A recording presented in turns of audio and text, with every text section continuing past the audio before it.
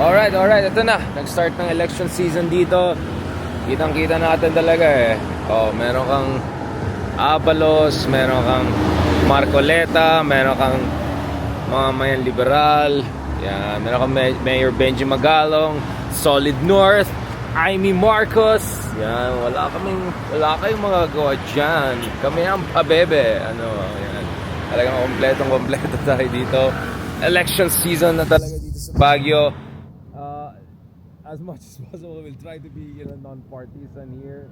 Kaya hindi ako directly nag-involve sa mga campaign also here partly because of that. But it's good to see the variety of views here. Mayroon ka pang mga kabataan party list, mga may liberal, marami. Meron kang Kiko, meron kang Tulfo, meron kang BAM. Yan, lahat yung talagang, yung Amy talaga eh. Wala kaming, pakialam. Kami ang pabebe. Ayan, talagang kompleto tayo dito.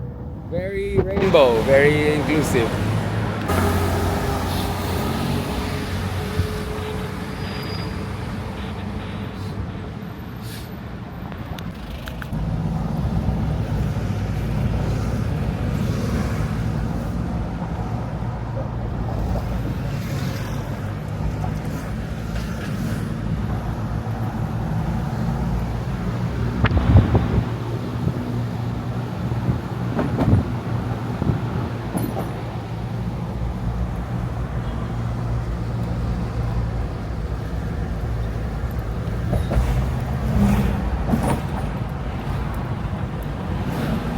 Ito sa mga interesting developments dito sa Baguio over the past few years or so. Hindi ito Malacanang, hindi ito shopping mall, hindi ito mayor's office or city hall. Barangay hall lang namin dito. Bakaking Central Barangay Hall. My goodness, ang laki-laki ng barangay hall na yan. This was just developed actually a few years ago. Parang nung pandemic time lang, biglang lumitaw out of nowhere. Tignan niyo guys, napakalaki na to. Inaayos pa yung fountain and all. Fairness, mga belief ka rin talaga dito. So under Mayor Magalong na development area.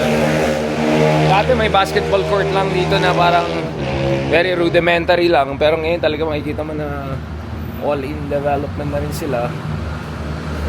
Makikita pa from here. Nice spot. Okay. So talagang medyo next level ang development dito. Gusto natin actually magtanong-tanong pa nga dito. Kaso years lang ako.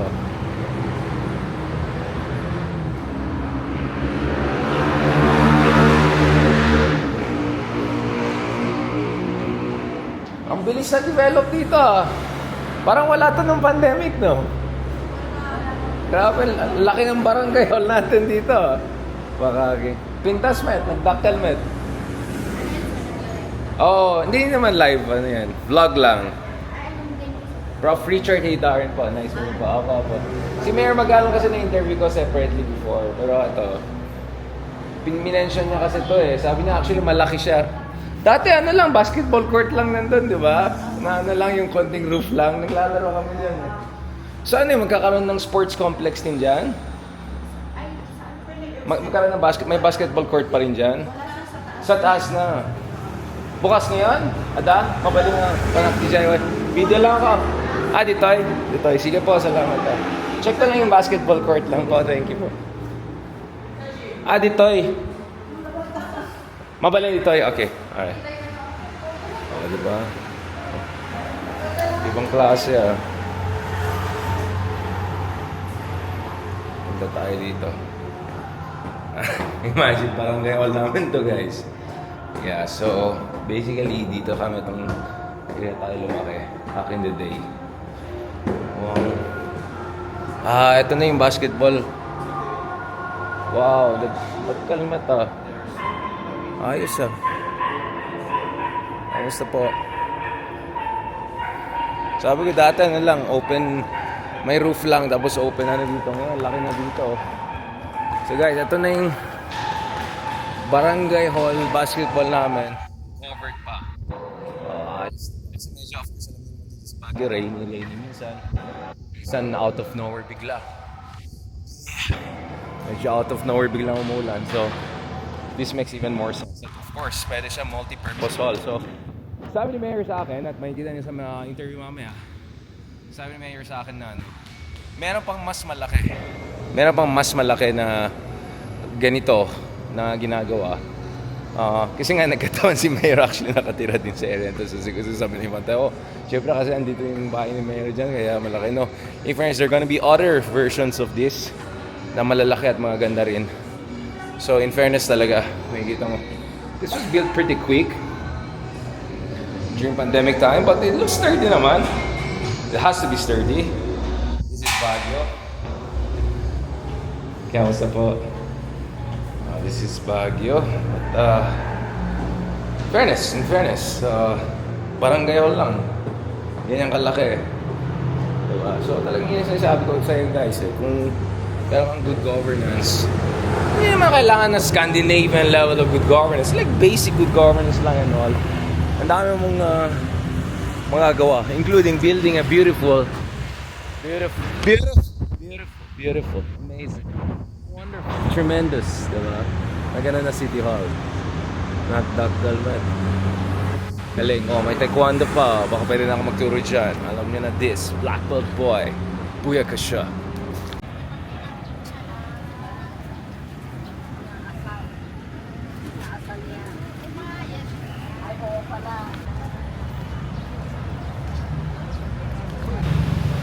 Alright guys, nandito tayo sa Baguio City, yung ating hometown. As you can see, lahat ng mga bagay na kinikriticize about Baguio is fully on display here. Yung traffic congestion, my goodness, sometimes the traffic congestion was so bad here that I missed a meeting with no less than the mayor of the town, Mayor Magalong. Yes, umiinit na. So actually, part of me saying I'm regretting ata putting this leather jacket on. There's so many things that pwede natin i-criticize with Baguio City. Especially yung maldevelopment na nangyari after yung reconstruction period. And just to be clear, I'm referring dun sa post-earthquake reconstruction na nangyari. There, the site of that mall now, SM Mall, used to be this beautiful hotel. Not to mention the Hyatt Hotel also in John Hay, among others.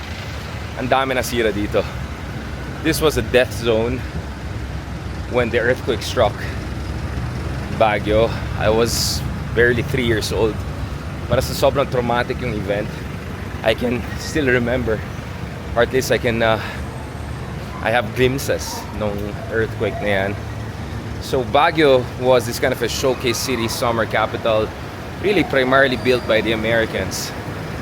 And ang dahilan dyan is because yung mga American officers, hirap na hirap sila sa humidity and heat. Sa Manila, among others, sa lowlands. So the Espanyol never had the firepower and infrastructure capability to develop something like this. So it really fell on the Americans to do this. And this was a showcase city, the city planning. I mean, you can see the hallmarks: Camp John Hay, Burnham Park, all sorts of different American architects, military officers, Governor General. They were all involved in building this city. And for a long time, this was really, kumbaga, the trademark expression of the supposed benign imperialism of America, as paradoxical as that may sound. But I want to go back to that because that's also what makes Baguio always unique, guys. Iba yung kanyang colonial history. Unlike other major cities in the Philippines, kung saan yung makikita mo talaga yung Spanish legacy, or of course in the case of our Moro brothers and sisters, they were actually very successful, thanks to Sultan Kudarat, among others, in resisting the Spanish colonialism. So on one hand, you can see in the Muslim majority regions of our country, iba talaga yung pag-intindi nila sa kasaysayan nila. Well, kami rin sa Baguio, medyo similar kami because this was not a Spanish colonial site, unlike much of the Philippines for centuries, no? This was really the site of American colonialism. And this is what I always loved about Baguio. Yung ethos ng American democracy, which is kind of a middle-class, egalitarian society. It was always here in Baguio. So despite all the maldevelopment and problems dito, ang nakikita natin sa Baguio always is it's a primarily middle-class city. And it's very egalitarian. So wala kaming idea na itong mga to ay hasyenderos, kami ang mga hampas lupa, or kami ang mga alta syudad, wala kaming ganyan. I remember very well nung kabataan natin, bata pa naman tayo, but totoong kabataan natin, you know, we had friends na pajero, yung mga kotse, mayayaman. Meron din na kaming friends na katulad namin na walang kotse or something. But you know, pag makipaghalo-bilo kami, walang bahid na classism. Right? Walang bahid na, mga alta syudad dito, wala. We don't have the kind of, and I say we don't, because I think still that's the case here. We haven't had yung kind of a caste system, feudalism that you see in much of the Philippines. Right? Kung saan yung mga alta syudad, yung mga galing sa mga elite schools, kumbaga may sarili silang mundo, may sarili silang clique, even their language and all is very different. Dito sa Baguio, yes, of course, it's a small town, but you know, I've noticed in a lot of other non-Manila places in the Philippines, but meron sila mga, well, actually, it's even worse, yung feudalism nila. Kamusta po? Yan, very friendly din. Meron din silang feudalism na gano'n. My goodness, yung haciendero culture na I've seen in other places, haciendero. You know, mga Doña Victorina types of people I've seen. Kaya horror. Good luck sa'yo. Magyabang ka dito sa Baguio, yari ka. You know, people here are very proud. And if you notice, one of the incidents in the 2022 election is when nag-let me educate you yung bang kaibigan natin dyan. Talagang sinagawan sila out of the place. So, one of the beauties of the political culture here in Baguio is because we inherited yung egalitarian middle-class society mindset. So in spite of all of the infrastructure maldevelopment, etc., that was there. And if something I also noticed with Baguio is wala kaming, I mean, there are traces and hints of political dynasty, but it's nothing compared to the rest of the country basically. And the other thing I'm very proud of here in Baguio is that actually political dynasties have been more of an exception than the rule. As we speak, Mayor Magalong, who doesn't have his own dynasty, who's not, so far last time I checked, not building his own dynasty. He's not perfect, but you know, he's running for a third term. I don't know if he's gonna win or not. And later on, you're gonna check my interview with him. But you see, dito sa Baguio, someone like Mayor Magalong na walang sariling makinarya, someone who relied on crowdfunding, someone who ran basically a good governance platform, he won in Baguio. And he won fair and square. Yun yung mga political possibilities na meron kami dito sa Baguio. And that's what I always loved about my city here, my hometown here. And if you look at it, precisely because of that political culture, precisely, hindi ko alam ano nangyari dito, I think medyo naubusan natin tayo ng battery. But going back to what I was saying, I said, yung pinaka-na-appreciate natin sa Baguio is itong ethos ng egalitarianism, itong middle-class society na meron tayo dito. Despite all the maldevelopment, despite everything that went wrong during the reconstruction period after the horrible earthquake sa 1990. You know, this is a city whereby we're not bedeviled by political dynasties in ways much of the country unfortunately is. Even yung mga pinaka-developed cities natin katulad ng Makati, yung ibang District 1 loves District 2 pa nga yung situation. You know, unlike even those highly urbanized, basically CBDs of bansa natin, dito sa Baguio, we were able to make sure na as far as political dynasties are concerned, they're more exception to the rule than the rule itself. And that's what I'm always proud of. And this is something that I've been writing on throughout the years, different articles and all that. As much as I'm critical about paano natin hindi na-sustain dito sa Baguio yung urban planning discipline, you know, and everything that the benign side of American imperialism tried to pass down throughout the ages. Despite all of yung mga things that went wrong, yun ang parati kong minamahal dito sa Baguio. And this is a city whereby hindi kailangan na galing ka sa isang political dynasty, hindi kailangan na may malaki kang makinarya, and you may stand actually chance to be the most powerful figure here, i.e. the mayor. So as I said, later on, you'll see an interview between me and Mayor Magalong, the latest one I did with him, kung saan pag-usapan natin yung darating na election, or well, now we're already in the middle of elections, but also pinag-usapan namin yung alignments, realignments. Obviously, I mentioned, some would say concerns about the fact na medyo malapit siya sa mga Dutertes, particularly with Bongo among others. But in fairness, as far as the legacy of this person is concerned, I'll give it to him. I've seen some improvement. Not as transformative as I would have wanted, or many would want it, but I've seen a lot of improvement in Baguio over the past few years. And what I hope is that yung good governance brand, or at least yung good governance ethos and aspirations that Mayor Magalong, catapulted Mayor Magalong dun sa highest office dito sa Baguio. I hope that will continue to resonate throughout time.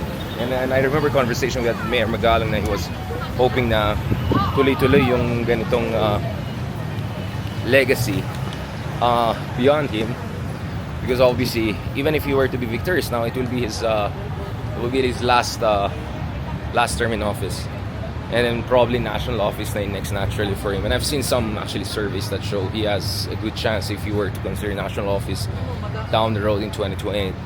Yung tatak with governance, yung PNP background niya, yung independence niya, those are the things that stand out. Even though I know people are gonna raise concern about, his alignment with the Dutertes, or seeming alignment with the Dutertes right now, which is not necessarily the best of times, right? But having said that, guys, this is what I always loved about Baguio. Itong,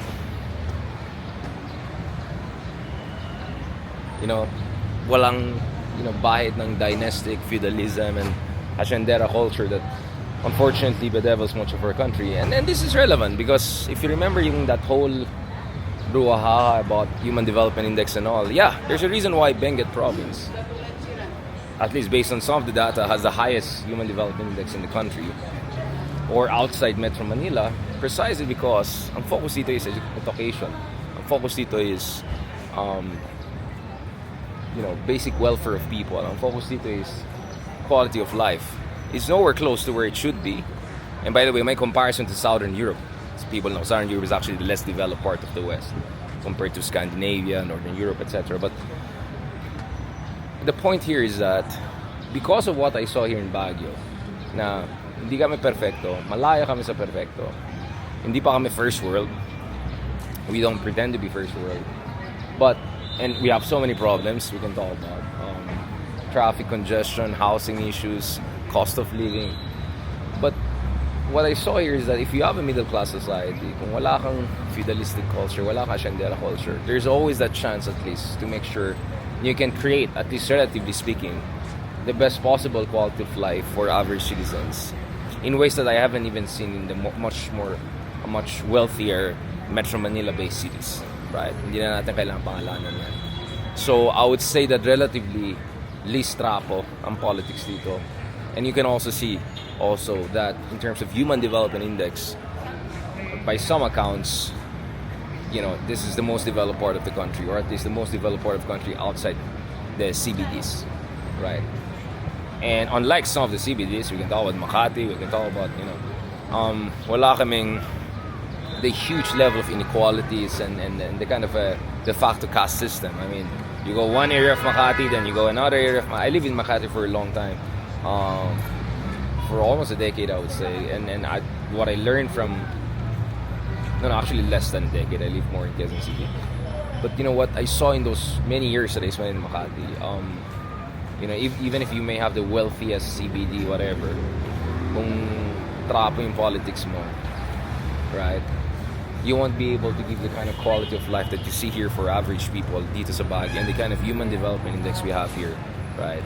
Especially the Human Development Index that is adjusted for inequality kasi may different versions yan. So, yun yung konteksto ng aking intervention, which unfortunately was twisted by persona trapos, the very trapos that are holding back some of the greatest people in the Philippines, some of the most beautiful and resource-rich regions of this country. Kaya persona trapos talaga.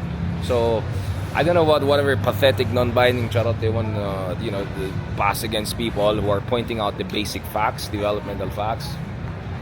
The reality is that if only other regions of the country also develop this kind of ethos, middle-class society ethos, this kind of egalitarian ethos, I'm sure they can do way better than us here in Baguio than us here in Baguio City and Benguet Province. We're gonna talk about more things soon. Oh, but by the way, dito guys, ito yung pinakatambayan namin throughout the years dito sa Baguio. Hanggang ngayon, every time I come here, I love it here. Sobrang unpretentious. We were literally in Southern Europe and basically Roma the other month, and fantastic pasta there. And I immediately saw when I posted a picture of the pasta, yung cousin natin na chef trained in Italy and ngayon sa Ibiza, I immediately knew that I was in Roma. Sabi niya, that's real pasta. But I'll tell you what, I've tasted wonderful pasta all around the world, including in Italy and well beyond Italy. But I love the pasta here. Mura lang siya, affordable lang siya. I'm not saying because Ilocano, but I love it because it's so unpretentious and changeless throughout times. And I've had many memories, including this table, talking to friends throughout all those years na struggling student tayo, figuring out our way in life, figuring out what to do with our education, whatever. So I found this place always nostalgic in a good sense of the word, and also a reminder of our humble roots, right?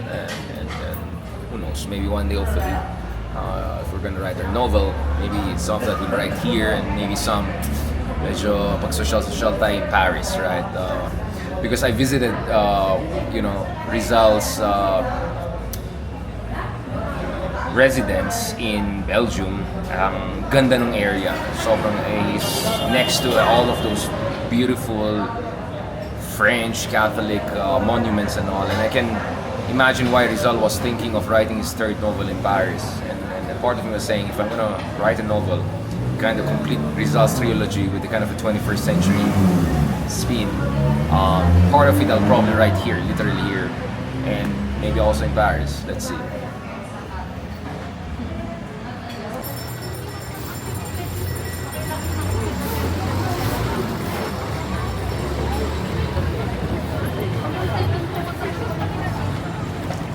Okay, tapos na tayo kumain. I had my usual favorite version of pasta there. And as usual, affordable. Although medyo nag-order tayo kasi late yung dinner natin. Lunch natin almost 2 p.m. But I always like going back to places that are familiar. As the great French novelist Flaubert said, to create great things you have to basically lead the routine, boring life. And routine and familiar environments are always very conducive to deep creative work or deep work. I would also say what is very conducive to really deep work is the proper climate. So as you can see, medyo mainit-init. Tinanggalan natin leather jacket natin. I'm feeling tayo masyadong Southern Europe. But the fact that the humidity here is much lower than practically all other major cities in the country. And that, yes, mainit sa araw, but actually sa gabi, pretty fresh and sometimes even cold, kahit summer na summer ngayon sa baba. And also dito, that's always also very helpful. Problema ko lang minsan dito sa Baguio is masyado tayo napapaisip. Kung ano na naiisip natin pag nandito tayo, the past and the present and the future. So, hindi naman overthinking, but yeah, conscious din ako when I'm here. I balance it with some element of yung usual podcast and writings natin, so that I also don't get too much into deep thinking and all of that. Baka kung saan mapunta yung usapan. But yung being grounded dun sa sinimulan mo na lugar or pinagsimulan mo or pinanggalingan mo, I think that's always something very helpful, at least in my case. And I suggest that also for people, no matter how successful you are, no matter how global you are, never forgetting roots mo. And ako, for me, every time I want to find a clearer sense of myself and my place in the world, dito tayo bumabalik sa Baguio. Now obviously things were pretty tough in the past few months since Lola is no longer with us. At the same time, I felt the best way to honor her memories, to continue itong struggle natin for a better Philippines, and also to be a better version of myself, and to appreciate also this city that has, birthed us and served as a Oh, look at the strawberries. Served as our ultimate home for a long time. And I'll tell you what, the other thing I also like very much here in Baguio, walking. So wala akong gym dito. Malaki ng bayad ko sa gym sa Manila. So I don't want to pay for pay in here. Or sige, maybe try natin Bacal Gym. But well, I'm still figuring out kung meron tayong chance to train with Team Lakay type of people.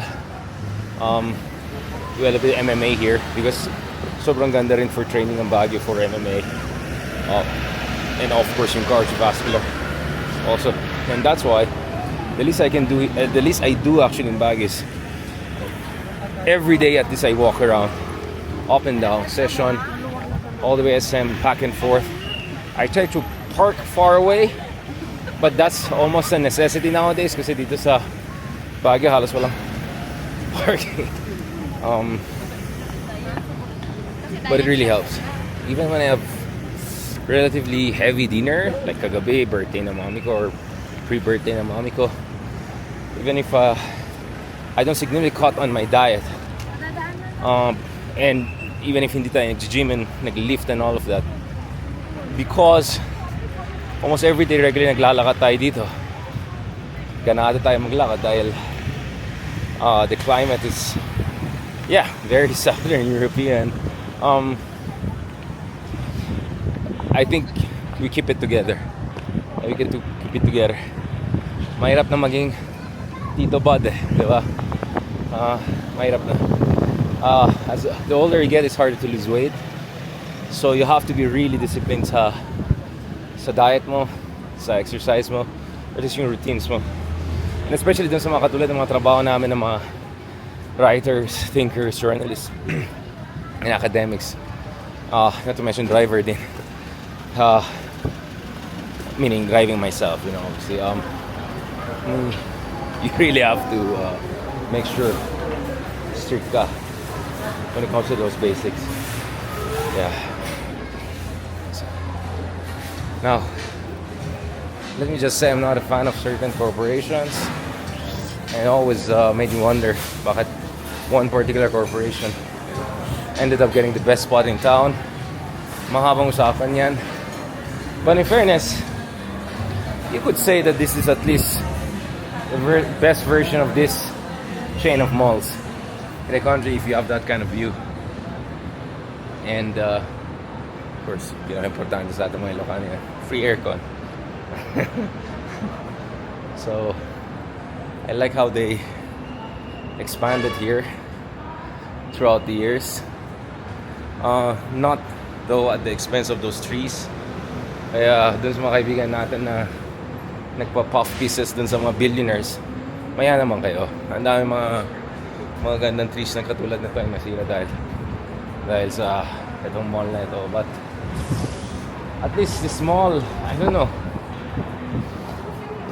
is not aesthetically as an eyesore, and I would say it's pretty well designed, and probably one of the few malls in the world na medyo I won't mind making my tambayan, right?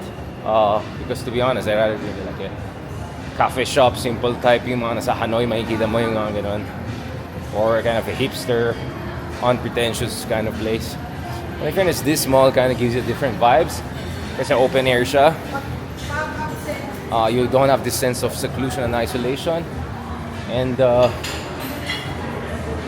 well, it's also nice to walk in here in a sense that it's a form of exercise. The options are expanding all the time. In fairness, many of the major stores or products that you're looking for, you can kind of find them here. Yeah, hindi mo na kailangan bumaba sa Manila, etc. And ako usually, favorite time ko to be here is early evening. Because presko even if summer. Sometimes misty pa nga. And you have a gorgeous view. You really have a gorgeous, beautiful view. Talaga ma-appreciate mo siya. And you can always tell yourself, may pag-asa pa rin ang Baguio. May pag-asa pa rin ang Pilipinas. Oh, this is actually medyo cool siya ngayon. Wow, I love this wind. Feels so good. So yeah, from here, kind of a sense of city.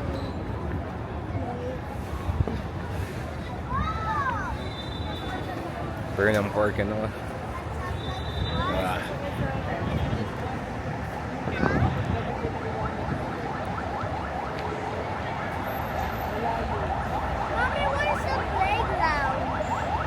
Oh, that's... Yeah, Melvin Jones at saka yung mga athletic. Marami tayong memories dyan, yung mga high school days natin dito. Yeah. Yeah, I always love this place. And this is the view. In fairness naman, I think if you look at the architecture, the view, kahit pa paano may konting redemptive element naman.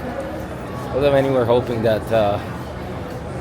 someone more environmentally conscious, less corporate-ish company took over this place, because this used to be a gorgeous hotel.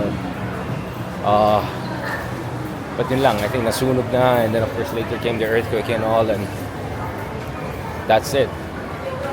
Though marami pa rin mga chismis about what could be the other major development projects here.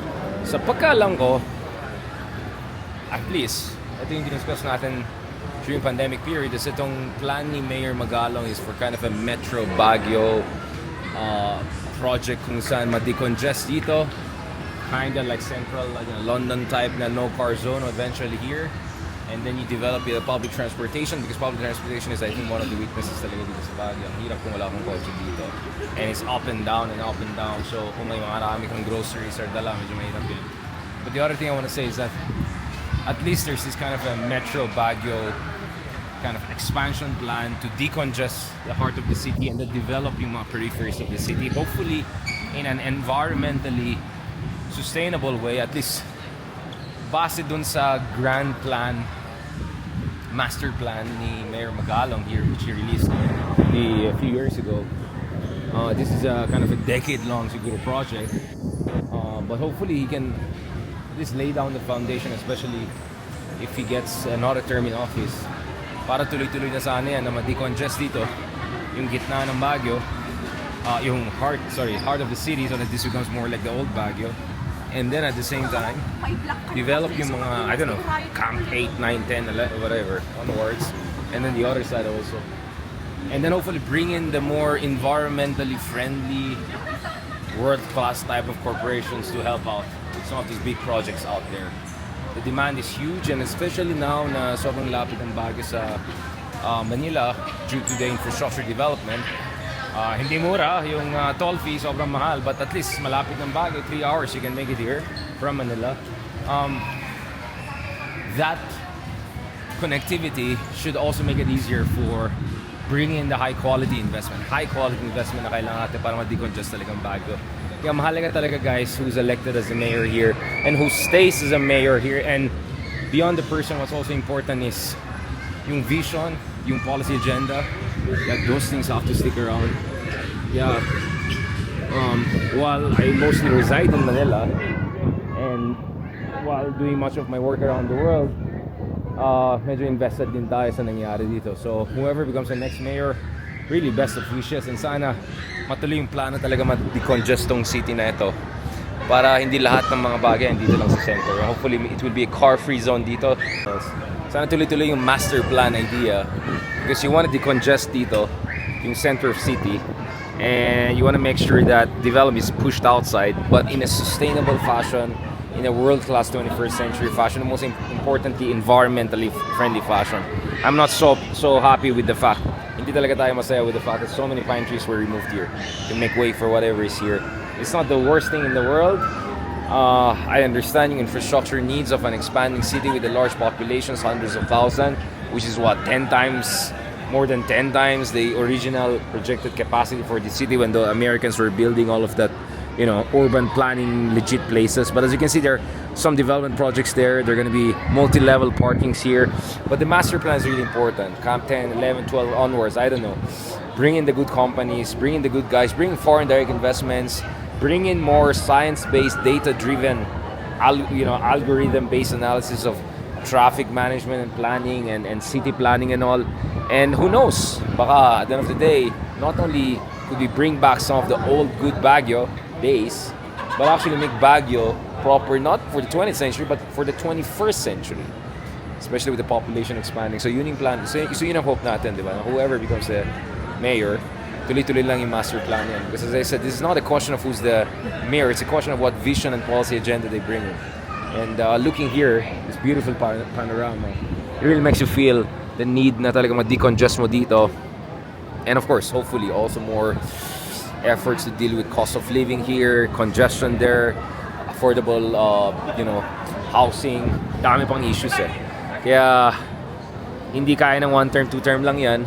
And hindi rin kaya ng three terms yan. Even if Magalong wins and even if Magalong sticks 100% to his plans, dapat tuloy-tuloy yung vision na yan. So I understand when Mayor Magalong keeps on saying he wants the next generation. Well, he kind of told people like me, or literally me, to continue this legacy. I'm not sure I'm in that position or yun yung trajectory natin. But in whatever way I can, even though mostly based tayo sa Manila and working all around the world, I'll definitely make sure kung meron tayong kakayahan, meron tayong kapasidad, in terms of research, policy, influence, whatever, I'll lend it, hopefully, once we move into properly executing the master plan to make Baguio a 21st century urban center na sustainable, environmentally friendly, decongested, so that mas lalong mo appreciate just the gorgeousness of this place and the wonderful climate here, which always made it my ultimate home. Not only because yun yung talagang pinanggalingan natin, but because yun din ang tugma sa ating temperament as a writer, thinker, and now vlogger. All right, welcome back everyone to the latest episode ng Deep Dive with Richard Hidaran. But as I said, meron tayong special series yung mga change makers. We earlier had Commissioner Heidi Mendoza to talk about yung issue ng accountability, yung dapat magkakaroon tayo ng pananagutan sa loob ng gobyerno, fiscalizing the government and how money is spent to make sure na hindi binababoy yung taxpayers' money. So as part of the Changemaker series, we also have other champions of good governance and of course, the greatest mayor of Baguio. Just kidding. Kasama natin si Mayor Magalong. Salamat, Mayor, for making time for us. Hi Richard, hi to everyone, sa ating mga viewers. Maraming salamat po. Thank you Richard for having me today. Salamat, Mayor Benji. Obviously, of course, people know that we're family friends, and I personally appreciate you dropping by the wake of Lola. Hindi pa nag-sink in sa akin yan. I'm sure that even on your part as being someone who's very humane and compassionate, the memory of Lola is with us. So let me personally thank you again for making time and all. So I'm just being transparent na this is not a 100% neutral, objective conversation, but I'll try to be as objective and I'll push you a little bit later on because, to be honest, Mayor, the conversation nowadays, nagmamarites ako with iba ng, yung mayor na, parang pro Duterte naman yan, di ba? Kaya ganyan. Tapos yung iba naman, mayor na, ganyan. So later I'll ask you a little bit about that, Mayor Magalong, especially because you serve as the COVID-19 pandemic contact tracing czar back in the day. You had good relationship with the previous administration, among others. May nakita akong pictures with you and Bongo and mga others na pino-forward sa akin. Kasi may friends ako na friend ni Isko. Pino-forward ko naman yung picture ni Isko and like Philip Salvador, gan sila. Hindi, ikaw nga, yung mayor mo with si Bongo eh. So, I'm just being very honest and transparent about this. Yes, yes. I want people to realize na, this is not mga... I mean, Tony talks are great, but, I don't want this to just be Pakyu talks. We want to have a serious conversation. And to be fair, Mayor, the reason also I want you on our show is because we have been also accused, I've been accused of being a bit too solid north. Bakit, Richard, puro kang kay Duterte? Bakit hindi yung sa administration and all? Bakit puro kayong Sara-Sara, di ba? So sabi ko, yeah, we'll be fair and we'll talk about, all concerns about good governance and all. So unang-una, Mayor, kamusta? My reading is, and I've heard the race is very tight and very hard. Last time I checked, which is honestly surprising considering the national profile you have and you're a champion of good governance in the country and beyond. Well, alam mo kasi dito sa politika, alam mo, money plays a major role. But looking at the voters sa Baguio City, we have a different kind. In fact, dito sa Baguio City, it's just one of the very, very few places now sa sa buong Pilipinas where vote buying never succeeded. Traditional politicians continue to buy votes, but there's no guarantee that the people of Baguio will vote for you. But that is something that we'll never know. There is always a first time, and with all the money that is coming in from different places, from different big personalities, then and us, talagang halos talagang naghihikahos kami. Well, that would probably be one of the difference. But as I've said, million-million ang pera nila, pero kami naman million-million ang good governance. So tingnan natin kung paano boboto ang mga residente ng Baguio. Mayor, I wanted to ask you on this. I mean, obviously, as a Baguio boy myself, I'm very proud of the fact that we have a much more middle class society back in Baguio. I think maybe it's also the American legacy. It's, I think, in terms of human development index, no, ka-level yata natin some of the Southern European countries like Croatia, among others. So we have the highest HDI in the country, Yes. Benguet Yes. province. So maybe that explains why na the way politics run is much closer to, let's just call it, a more mature middle class society, and perhaps your success in previous election races is a reflection of that. I mean, it's hard to imagine running a kind of a good governance centric race at the LGU level the way you have done. Again, at the national level, ibang usapan kasi may branding, may momentum, what Pinoy did, what other leaders did. But at the LGU level, I think you don't need to remind people how difficult the realities are. Kasi minsan tingin ko masyadong focus ang mga tao sa disinformation and automation. Sabi ko minsan the cheating happens even before the vote is casted. Vote buying happens before the vote is casted. Command votes happen before even the voting booths open. But as you correctly pointed out, Baguio generally has been impervious to that. So, Mayor, how are you making sure na Baguio maintains that positive exceptionalism? And hindi ko sinasabi yan bilang pagyayabang na kami Baguio, we are better than everyone. But I'm very proud of that and I'm very protective of that. Mayor, how do you make sure na tuloy-tuloy yung ganitong momentum na sisiguraduhin natin na money politics doesn't dictate terms? Although, of course, in terms of fairness, Mayor, I'm not going to confirm that's the case with the other side. Maybe I'll have to talk to the other side of this equation also soon for fairness. But on your part, how do you make sure na ganun pa rin yung kalakaran sa Baguio, which is beyond money politics? Alam mo, tuloy-tuloy yung pagkikipag-ugnayan namin sa iba't ibang mga sektor at the same time sa mga communities. In fact, we have now increased further our community engagement. At the same time, tuloy-tuloy rin yung aming social media, itong mga fact-check. Um, Alam mo, napakaraming kasinungalingan na ikinakalat, mga lies, mga intrigues. And it's so appalling that because, they have hired the services of taxi drivers. Alam mo, they're paying the taxi drivers. Meron silang scripted na sasabihin. At nakakalungkot na they will engage the passengers at biglang sasabihin na lang they will engage them about the elections at pag dumaan sila sa isang structure sasabihin yan pag-aari ni Magalong yan pag-aari ni Magalong yan pag-aari ni Magalong yan. Nakakalungkot, hindi lang yon. Alam mo Richard, they have also penetrated the senior citizens.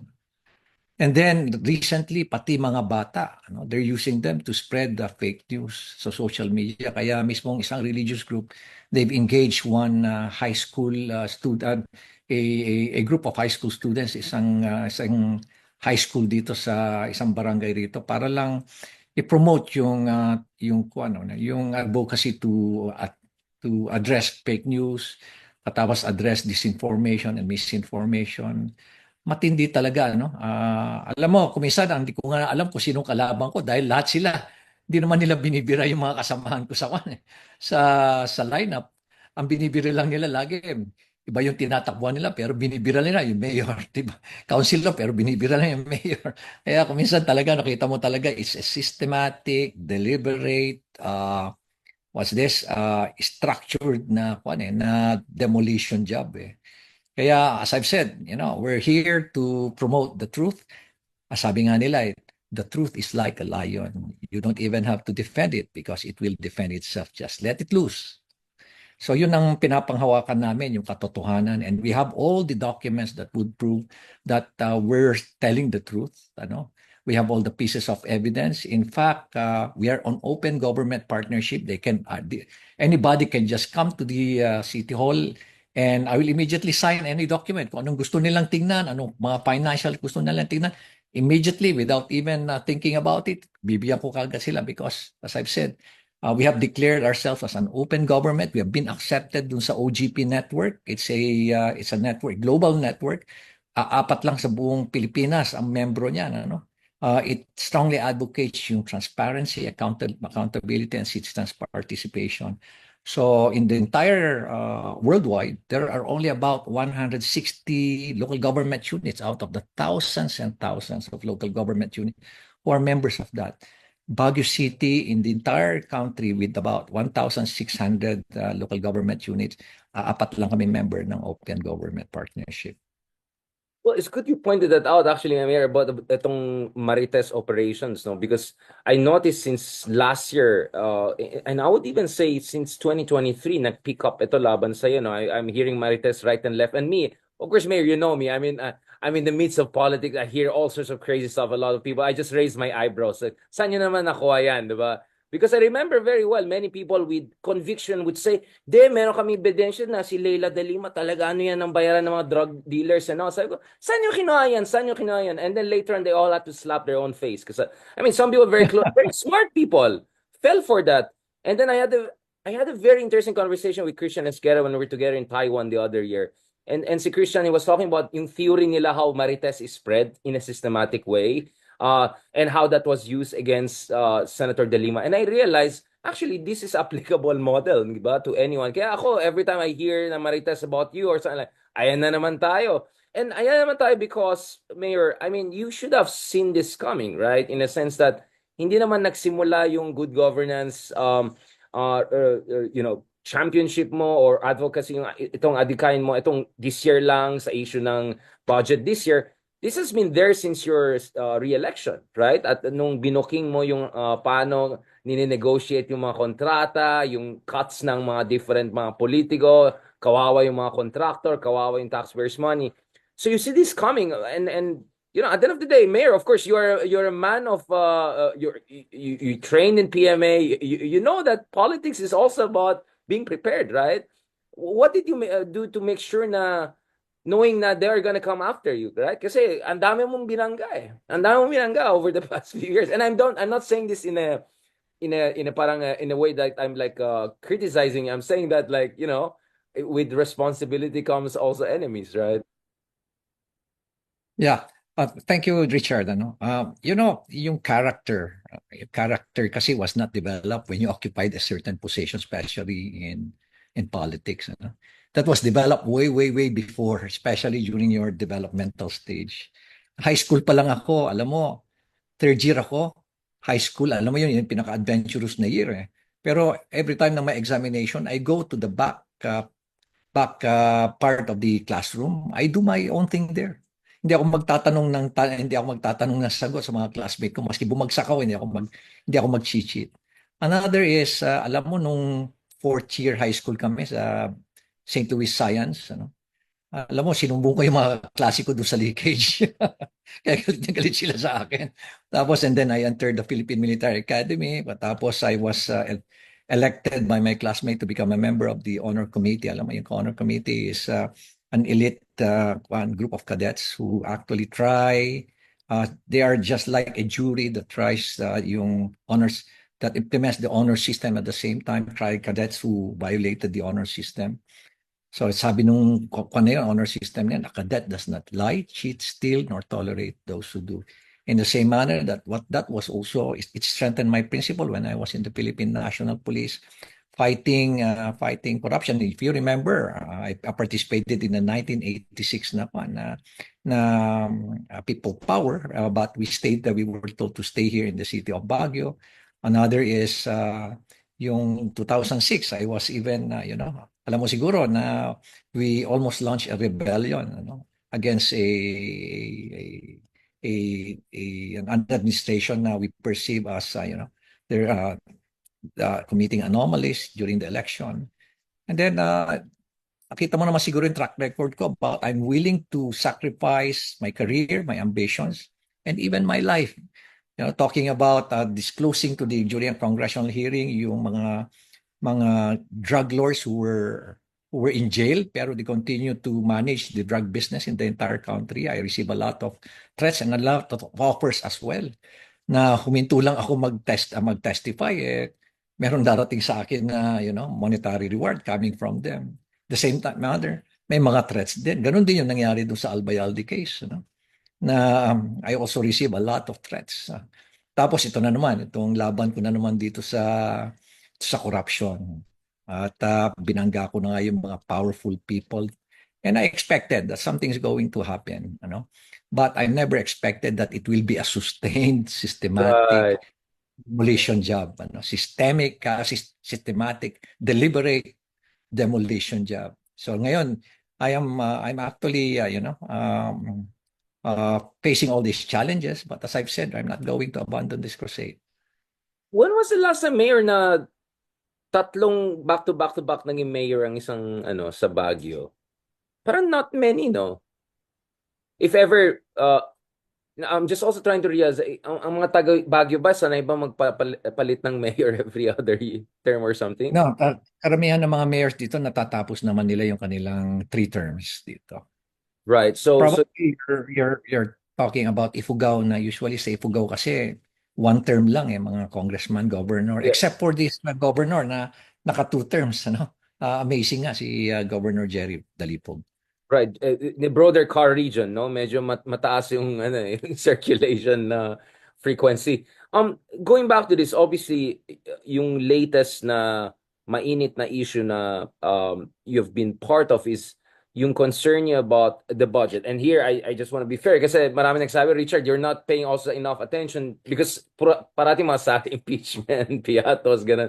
We'll go to that later on, but I want to ask you, Mayor, um marami ka nang binangga to begin with before 2025. And then next thing I know, you're also coming all out, very critical of the budget this year. Some of our friends, sila Cello, among others, have gone so far as kind of phrasing it something along the lines of worst budget ever, among other things. So a couple of our friends who are in the budget and accountability kind of advocacy, they have been very, very critical of this. I want to get your point of view, Mayor Magalong. Where did your criticism come from when it comes to yung kasalukuyan ng budget ng gobyerno?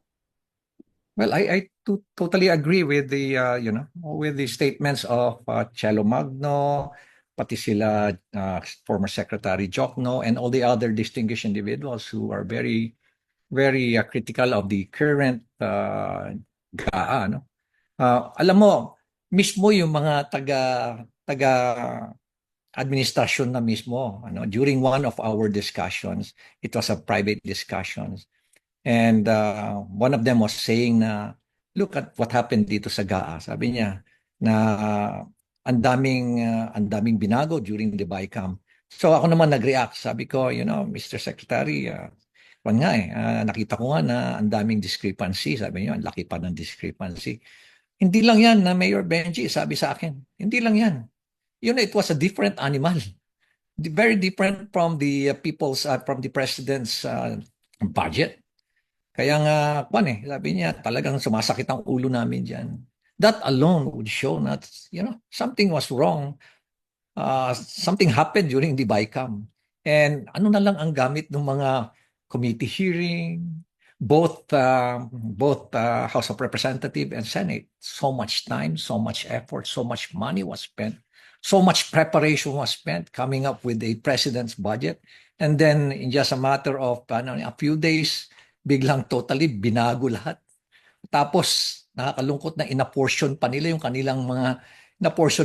mga ibang malalaking budget para doon sa kanilang AKAP, para sa kanilang mga pork barrels sa DPWH, kung saan pang ahensya.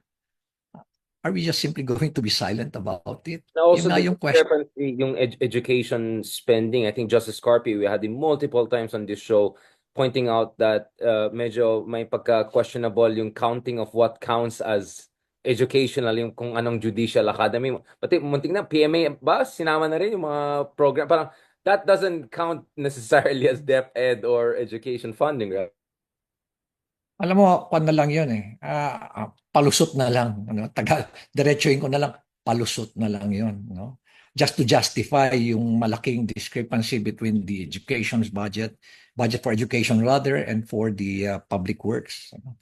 Kasi nga, sabi nga ng Constitution, dapat mas malaki yun sa atin. Alam mo ba na every opening ng klase, sino ba ang namumblema? Magtanong ka, Richard, sino ba ang namumblema?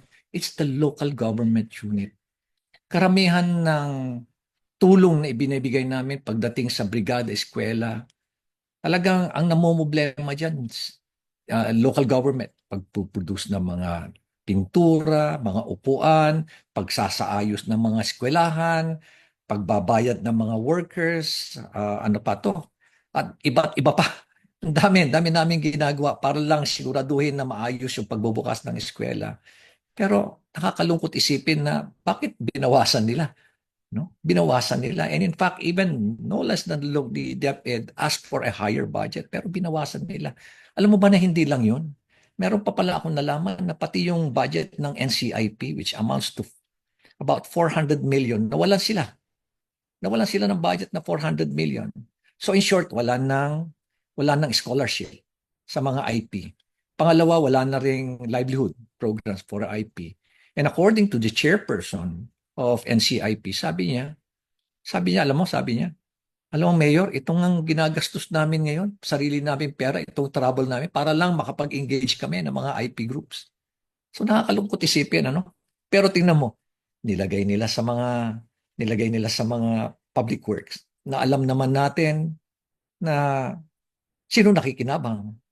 Ah, kilala mo ba kung tatanungin kita, Richard, sino ang namimili? Who selects the regional director of DPWH? Next question is, who selects the district engineer of DPWH? Is Ako, it the actually, secretary? Mayor, mas concerned ko. Ano, how much money went to flood control? Yun ang favorite project ko eh. That flood control projects ay nakaka-tasky lang. At sagutin ko muna yung kung ano. Just to give you an idea, it's not Secretary Bunuan who selects the RD and the district engineer. These are the lawmakers. These are the lawmakers. Kaya nga, talagang makikita mo kagad na meron ng collusion eh. Yung dalawa eh. May collusion yung dalawa. Lalo-lalo na sa mga project. Kaya kita mo, maraming rig project. And that is the reason why they prefer itong mga flood control projects. Kasi ito yung mahirap i-monitor, mahirap i-measure, at madaling i-magic. No? Kanyan eh, let me mention to you several projects na talagang mahirap i-monitor. Yung binanggit ko kanina, ang mga paborito nila, flood control, road opening, asphalt overlay, itong rock netting projects, o soil erosion projects. Um, itong bago ngayon, itong solar light. Hindi ko pa nilalabas yan, pero meron din rin yan, solar lights. Ano? Siguro nabanggit ko na yung cat's eye, nabanggit ko na rin yung road safety device, ito yung road barrier. Pero ito na naman bago nilang ginagawa, itong solar lights, nakakalungkot yan. Ano? Alam mo bakit? Kasi ang detailed unit price analysis niyan, ang contract price niyan is about 157,000 pesos. Pero alam mo kung magkano lang ang totoong cost niyan, ano? At cost niyan is about 46,000. Also more than May twice. kita, Yeah. may kita na yung kwan dyan. May kita na yung kwan dyan. May kita na yung contractor diyan. Nandiyan sa range ng 46,000 to 60,000 kasi depende yan sa wattage eh. Um, Mayor, are you also planning, because I was with the General Torre just the other day and we discussed about yung mga trolls and disinformation. Sinampan niya ng kaso before we go to Duterte, one of yung mga trolls na yung pinapalabas na patay na siya, ganyan-ganyan. Obviously, I raised the concern na, do you want to set a precedence whereby public officials are just filing cyber libel against critical citizens? And his position was enough is enough. Tama na. Parang sumobra na kasi bastusan na. Ikaw, Mayor, did you ever think about responding legally to some of these really salacious, if not sensationalized and really black propaganda against you. Kasi sabi mo, bating nga ikaw, na-shock ka na parang nag-next level na eh. Parang you thought hanggang dito lang, next thing you know, it's already speed mode na. We're thinking about it, pero naisip namin na distraction lang eh. Ang dami pa namin gagawin, especially during these elections. Kailangan nakafocus kami ngayon sa mga community engagement namin. So probably after, saka namin pag-iisipan, pag-uusapan. Right now, sinet aside na namin. Pero siguro it's about time. Tama yung ginawa ni General Torre. It's about time that you have to send a strong message by filing cases against these people. Yeah, I mean, and, of course, we're all for freedom of expression and all, pero kung mukhang talagang may nakalatag na yan, di ba, to use Senator Trillanes' term, I think there should be a response. And obviously, I come from the point of view of even yung issues related sa national security, kung mukhang may money trail, etc. There has to be a response to that in as much as we want to welcome democratic discourse. Now, balikan natin dito sa campaign nyo, Mayor. Ano yung mga ginagawa niyo sa campaign niyo para siguraduhin niyo na andun yung momentum, andun pa rin yung support base despite your limited resources, despite the fact that baka may anti-incumbency sentiment na after a while. Kaya nga I was asking gaano ka tumatagal ba? Minsan kasi nagkakaroon ng anti-incumbency sentiment rin. It's just a matter of time and fatigue, something new naman. And then of course also because of all of this cesspool of disinformation, ano yung mga ginagawa niyo to counter that? Because you're not the only mayor facing that, right? Mayor Vico Soto, who we can also talk about shortly, and we hope to also have on this show, also has been dealing with grabe yung di ba, yung disinformation sa kanya. Yung isang araw, lumabas pa siya, di ba? Tapos binuking niya na, hindi naman kayo taga dito eh. Parang kayo eh, hatak kayo eh, di ba? Ikaw na, QC kayo yata, di ba? But I mean, he did it in a very, I would say, cordial way. Pero lumalaban na rin si Vic Soto eh. Napansin ko hindi na siya Vico Soto, sorry. Well, also Vic Soto, but ibang issue na yan. Yeah, so I was wondering like maybe you're also thinking of taking a little bit more proactive or because dating police ka, you're concerned that you might come off wrong kasi baka mamaya may mangyari, detain ka pa. Hindi naman, ang ginagawa ko lang is restraint, restraint. And at the same time, iniisip ko lang na there will be time, in due time, we'll be able to confront all these issues na nire-raise, especially in the aspect of all this, the disinformation and misinformation. By the way, Richard, I just would like to clarify, hindi pa kami nagka-campaign kasi sa March 28 pa yung campaign natin. But nonetheless, inuumpisa na Wala namin. no, sorry, sorry. Yes, yes. Okay, what is your plan pala? Sorry, I'm sorry. Inumpisa na namin yung mga public engagement, consultation sa community level para lang ma-clarify yung mga issues. At alam mo, nakakatuwa na pag na-clarify, mali pala yung mga kwento sa amin, mali pala yung ginagawa, mali pala yung mga sinasabi. Nakla-clarify namin yung mga issues na yan. At the same time, tuloy-tuloy pa rin namin yung mga fact-checking namin. We're posting sa social media para ma-kwan kagad. Initially, ma-address kagad namin yung mga concerns ng mga tao. Tuloy-tuloy din yung mga radio interviews namin just to clarify matters. Tapos panay-panay pa rin tuloy-tuloy pa rin naman yung aming mga programs and projects. There's no let up to that. Yung aming programa on good governance, tuloy-tuloy pa rin. And I believe if we continue to stick to all these programs, especially advocating, strongly promoting itong good governance namin, at the same time, uh, expressing our strong opposition to corruption. I believe, we'll be able to make a lot of headway pagdating dito. And ano yung mga landmark projects, Mayor, that you remind people of? Para, like for instance, si Mayor Soto like talks about yung project nila sa yung bago nilang City Hall, ano yung mga pwede mangyari. I'm just using it for people to have a point of reference. No? Of course, everyone loves Baguio for the things that we know. Pero ano yung mga malalaking project over the past half a decade or so, Mayor, that you're leaning on to remind people na actually may ROI yung kanilang, in a sense like, bumoto sila sa tamang mayor na there's something because you need concrete, literally concrete, 'di ba? Performance minsan, no, to keep people on your side. Well, unang projects namin are yung mga huge yung mga malalaki na mga barangay halls namin. Unlike in the past that we only allot about 5 million, 10 million para sa barangay hall. This time we're Yung allotting sa about atin sa 50. Bakaking, 'di ba? Ang laki. That's like Yeah. that's the biggest nicest barangay hall I've seen so far. Meron pa mas malaki na ngayon doon, Saan? Richard. Marami na, oo. Doon Oh, sa wow. Irisan, meron na Right, rin. right. Doon sa Quirino Hill, meron dito sa Gabriela Silang. Meron pa tayong ginagawa ngayon sa Cabinet Hill at meron pa uling ginagawa sa Trancoville. Meron na naman gagawin. Meron na naman sa Duntogan. Ilang barangays na ginagawa natin ng ganun kalalaki. Sa Bayan Park, ganun na rin. Ano. Aside from that, ito yung mga developments ng ating mga parks. You probably saw the transformation of Botanical Garden. Tapos yung Burnham Park will already start with the transformation.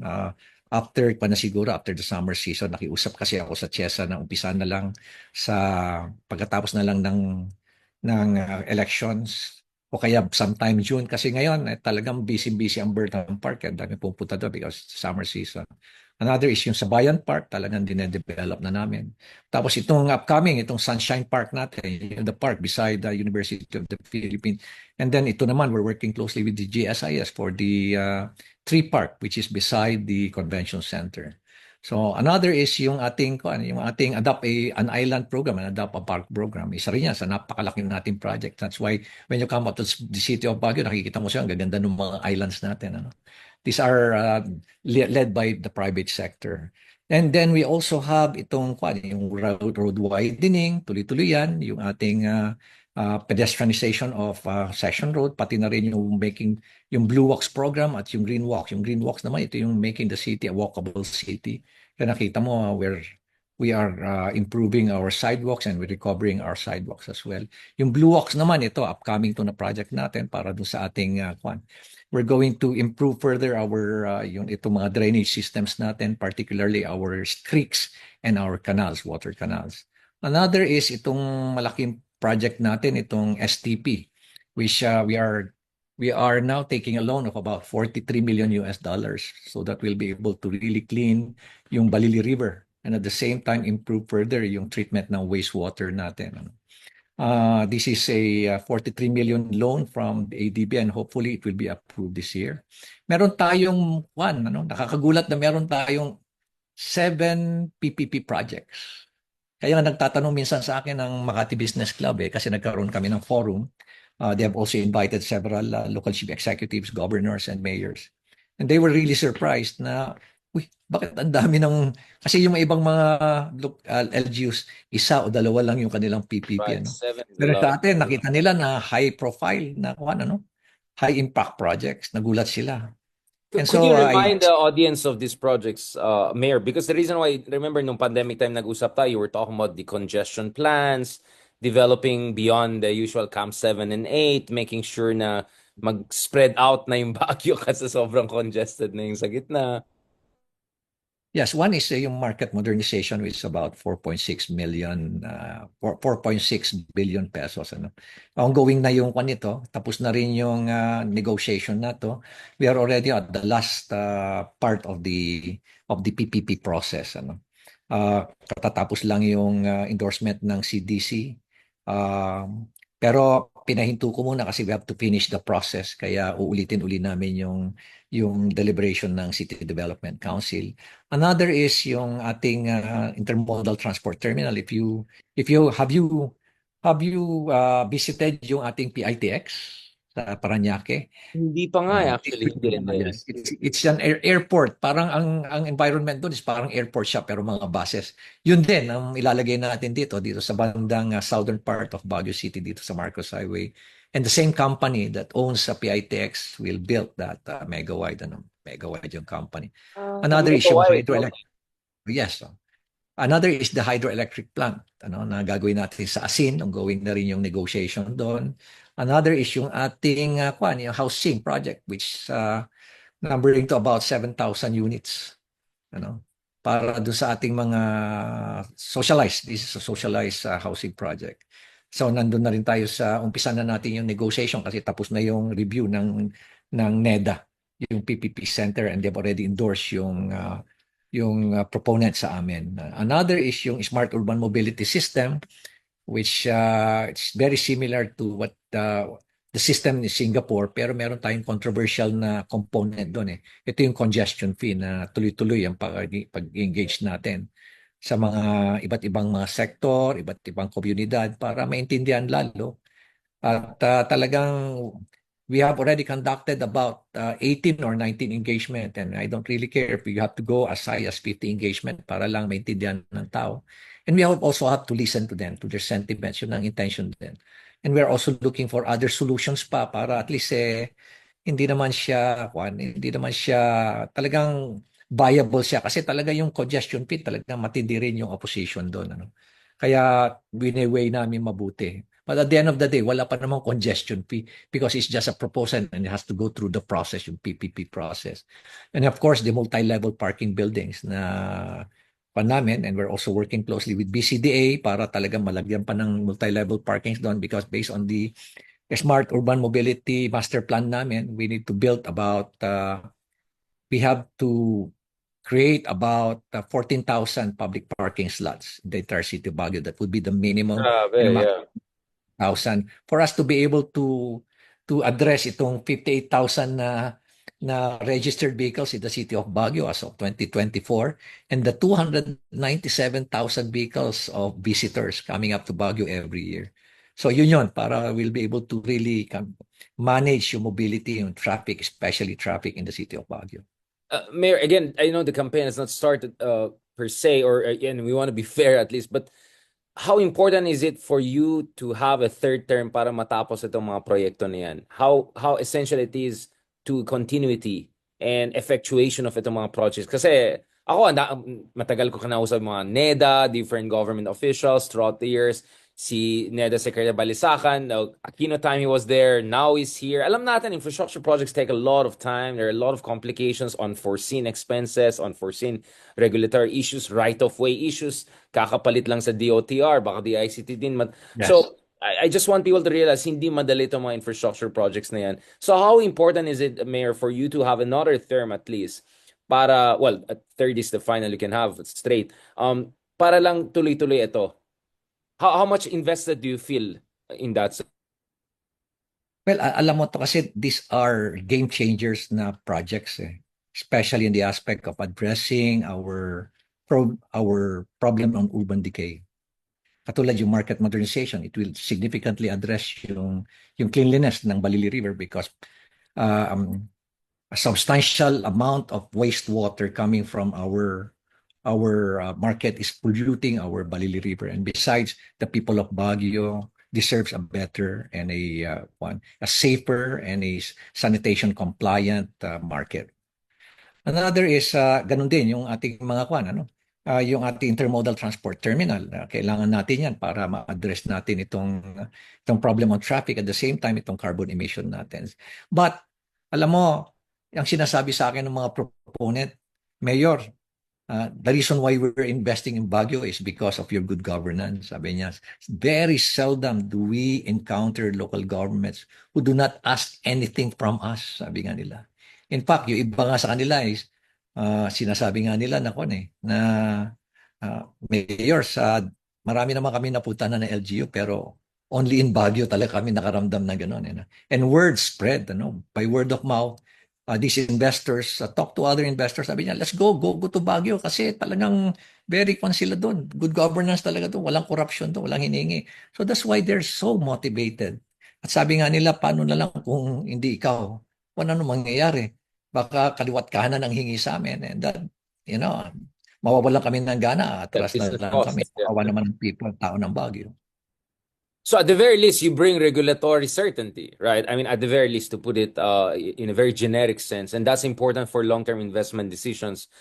Mayor, speaking of enthusiasm, kamusta yung volunteer-based support niyo? Kasi we know that was very important in your re-election, very tough re-election the other time, despite limited budget. We know that other good governance champions like Commissioner Mendoza are largely relying really on organic volunteer-based support. In your case, Mayor, kamusta yung enthusiasm among younger generation, among volunteers, or what are the challenges rather in that front para tuloy-tuloy ito? Because at the end of the day, Mayor, you can just serve 3 terms, right? Dapat tuloy-tuloy Yeah. lang ito yeah. Alam mo, um, kailangan mo kasing ibenta yung sarili mo. Do you trust me? Yun ang tanong dun Do you trust me? And do you believe in our good governance? And at the same time, the only way to be able to convince them about good governance is good governance should always start with me. There's no substitute to leadership by example eh. Dapat nakikita nila sa akin yun. I cannot just simply compel people to behave and be transparent if I'm not at all transparent, or if not to not to be on the take if I am on the take. Parang ganun yun eh. So, kailangan mag-umpisa lahat sa akin. Alam mo, I'm getting a lot of volunteers, people who are willing to support the Good Governance Alliance, the Good Governance Movement, without any monetary consideration. Ang dami. But many of them are from the younger generation, surprisingly matindi sa younger generation. And that's the reason why dito sa Baguio, we're so much into youth empowerment and youth leadership, developing their leadership potentials. At ang dami namin programa ngayon to develop the leadership potentials of our young people, at the same time, yung kanilang involvement sa governance. In fact, if you look at alam mo ba na, Richard, we have about 26 policy-making bodies in the entire city. Nandiyan yung Peace and Order Council, yung City Development Council, yung Anti-Drug Council, at iba-iba pa ang council. Dami yan. Yung Character Council, People's Council. If you look in the past, if you look at the membership of the young people, they only make up about 1% to 2%. So what we're doing now is we're increasing it to 30%. 30%. So we have a lot of More than 10 volunteers times. coming from the young people. Yes. So meron na kaming mga councils kami na meron ng, o committees kami na meron ng mga 18%, meron pang sumobra pa sa 30%. And our young people are very enthusiastic kasi, in fact, in many instances, I allow them to preside. And you know what? They're coming up with the right question, the smart question. They're coming up with the smart comment. Kung minsan, nagtitinginan na lang kami. Nagtitinginan na lang kami ng mga elders doon sa mga committee. Nagkikindatan na lang kami. And I believe, we are on the right track in, empowering our young people here in the city of Baguio. I hope so, because to be honest, Mayor, I think yung generation namin, yung mga older millennials and all, we went through the earthquake. We went through the bad reconstruction after the earthquake. I don't want to name drop, but there was a duo or trio back in the day na purong sila na lang nagro-rotate. I remember very much those days. So I won't say cynical. I was never cynical about politics. That's why I do what I do. Pero a part of me was always, sayang naman ang Baguio, sayang naman Baguio. We could do so much better. Why are these people? And again, we don't need to name drop. So to be honest, that's why we were very happy when people like you and some other progressive leaders were able to make it to mayor office and leave a good footprint. Kaya I feel very invested in this. Now, last part, Mayor. I'm not gonna part with you without raising this, because this is the interest of how do you say, good friends stab each other in the front, right? No, I think one area. I mean, you're also close with Senator Lacson. And Senator Lacson is now with the admin slate. And I think there's a reason why I think Senator Lacson has been I think he's been happy generally with the direction of the BBM administration on many fronts, including West Philippine Sea defense issues, which are close to his heart.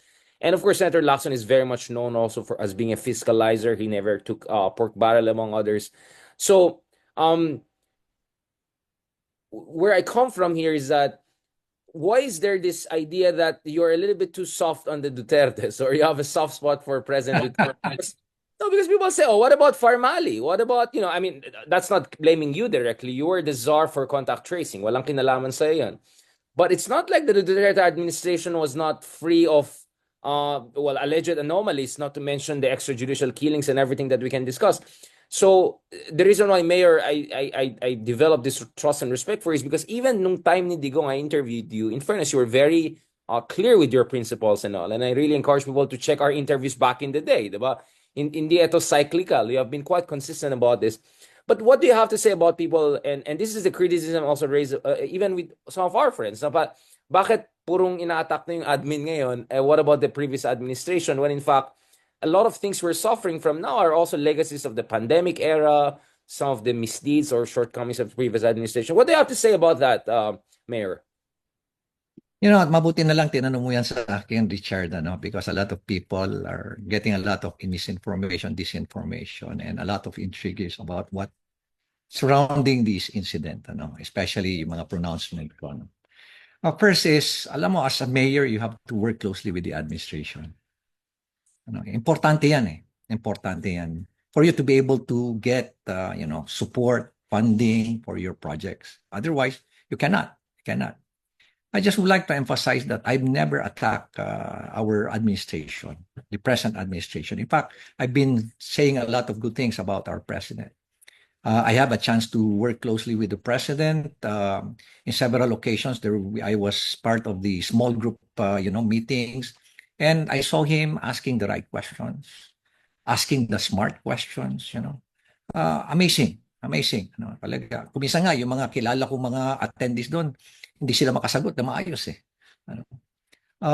And he's very considerate. I've been very, very consistent in telling that. And at the same time, pandi naman ako doon sa mga programa niya. Sa mga programa, especially in the aspect of foreign relations. Gusto ko yan. During the time of President Duterte, especially during the pandemic, talagang naramdaman namin yung kanyang tulong sa syudad ng Baguio, especially when we needed it most. The aspect first is yung ating mga kailangan ng mga logistics for us to be able to combat itong itong COVID-19, ano? Yung mga PPEs, yung mga medicines, yung mga vaccines, ang dami niyang naipadala sa amin. Ganon din si Bongo, no? Every time na tumawag ako sa kanya, ito yung mga financial assistance to indigent to those experiencing or in crisis situations, yung mga MAIP, yung mga tupad, ang dami rin niya. Alam mo, dawat tawag ko, nagpapadala kaagad sila, no? Nung kailangan ko ng mga suporta sa medical, lalo-lalo na dun sa pag nauubos na yung pera sa malasakit center, immediately meron na naman kaagad mayroon na loading ng mga malasakit center kasi alam mo ang syudad ng Baguio, hindi lang naman kami ang nakikinabang diyan sa BAGH eh. If you do a survey, siguro out of 10 patients doon, siguro 3 o 4 lang ang taga Baguio. The rest are 6 are from the lowlands, At nakakalungkot na isipin na talagang nangangailangan din kulang ang facilities din ng mga sa mga lowlands kaya nag-aakyatan sila sa Baguio General Hospital. At kalamitan dito, ako ang tatakbuhan. And I just don't simply say na, hindi ko kayo susuportan kasi hindi naman kayo taga rito eh.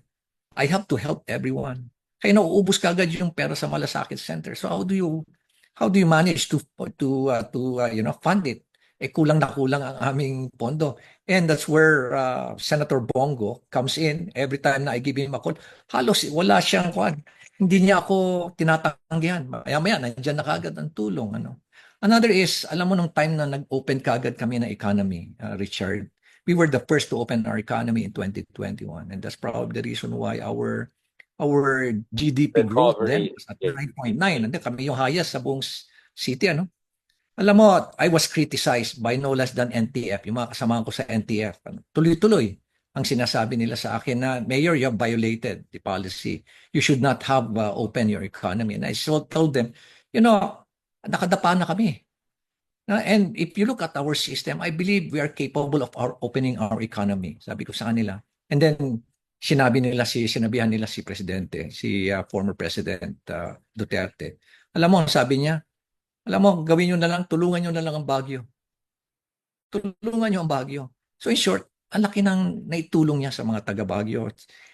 Huwag na nang isipin yung personal na interest ko. It has nothing to do whatsoever yung sa akin. Although, I just would like to make it clear, there are certain policies of the past administration that I do not agree. Also, like EGK, yung WPS, yung foreign relation, I don't agree with that, Pero in so far as the president is concerned, sa laki ng naitulong niya sa mga syudad, hindi syudad ng Baguio sa mga residente ng Baguio, how can I turn my back against him? Di ba? Utang na loob Utang na loob. Ganun na rin yung kay Senator Bongo. Paano ko itatalikod at magsasabi ako ng masama tungkol sa kanila when in fact, when we needed them most, they were there helping us. I cannot just simply turn my back to people who have helped us. Ang iniisip ko rito is yung people of Baguio. Siguro yun ang isang bagay na hindi nila nararamdaman. They have to be a mayor to understand it. You have to be a mayor to understand it. Well, at least you're honest about it, yung sense of utang na loob. And you're not the first mayor I've talked to. I remember even Isko back in the day would say something similar when he was mayor of Manila na na while he doesn't agree with the EJK issue, medyo he has difference of opinions. Hindi rin niya may tatanggi yung mga tulong na nakuha nila from Malacanang. But obviously, the counter argument to that, mayor, would be, and I'm not here to debate. I will just, the counter argument would be like, well, first of all, we have to make sure na utang na loob doesn't blind us to some of the realities. But more importantly, the issue also is, well, baka some people were also smart to invest in you because they saw you as an important ally down the road. Na in a sense that, oy, sino yung mga malalaking, you get what I'm saying? Now maybe there was a quid pro quo understanding there. I'm not saying on your part. I'm just saying maybe sometimes people invest in you not because they genuinely believe in what you're doing, but because they see you as a big potential national leader. And to be honest, Mayor, you have become a national leader. I mean, yung League of Mayors for Good Governance, people have been discussing about you as a potential national candidate down the road. Although, let's see, wag muna tayo dyan, 2025 muna tayo. So, again, you don't have to answer that. I'm just saying, for the purpose of, just to clear the air, I just felt I had to raise that. And thank you so much, Mayor, for being very transparent and open about this. I prefer this kind of answer, to be honest, this kind of honest answer than yung mga, ay, hindi tapos yung mga palusot and all. So, at least you have been transparent. And that's what I appreciate, Mayor, about you, and also you're on top of the data and all of that. So I really, really appreciate that, Mayor. And hopefully soon we can meet in person para lang makita din natin on the ground once the campaign proper starts. Para we can do some videography and all and get a sense of how is campaigning in our home city and also some idea about the projects, all of that. Again, I'm doing this not out of partisan concern. I'm doing this because I care about good governance in my hometown and in my country. And kayo po isa sa mga pito or so na champions of good governance po na naisip ko for this little series, mini series that we have. So thank you so much, Mayor. I know you have a lot to do. I know you're exhausted. How do you keep the energy going, Mayor? Well, I Pagod yung continue to trabaho mo eh. exercise. Yeah, Yeah, yeah. yeah. Oh, alam mo, I receive about a minimum of 500 messages a day. Iba pa yung emails. And then I have to engage. Sometimes I have 17 engagement in one day. Minsan sumasakay na nga lang ako sa motor para nang hindi ako ma-traffic. Kaya ako ngayon, inaatake ako ng allergy ko ngayon. Hirap ako. Kaya inaatake na ako ngayon. Hindi na ako mapagsalita. Please take care of yourself, Mayor. Mahaba-habang usapan pa to. No matter what happens in 2025 elections, of course, everyone is hoping the best result for the best candidate. Sana tuloy-tuloy ito yung atikain niyo, Mayor. And of course, alam naman natin what you have achieved so far, hopefully just sows the seed of constant. Kilusan kasi ang kailangan natin, Mayor, di ba? At the end of the day, we need a movement. Hindi pwede umasa lang tayo sa good leaders because good leaders are human beings. Lahat naman tayo mawawala at some point eh. But if we can leave that Yeah. legacy and create a movement, I think that's the most important thing. So I hope itong mga little conversations natin, pwede balikan ng mga ating mga kabataan down the road or other aspiring leaders and mayors down the road as an inspiration. So thank you so much, Mayor Benjamin Very Magalong. much, Richard. Of course, and please always feel free to reach out. And if there anything that you feel you have to clarify and all, including a little bit of a sensitive discussion we had, please feel free, and I'm more than happy to engage you on those issues. Maraming salamat. God bless, and talk to you soon.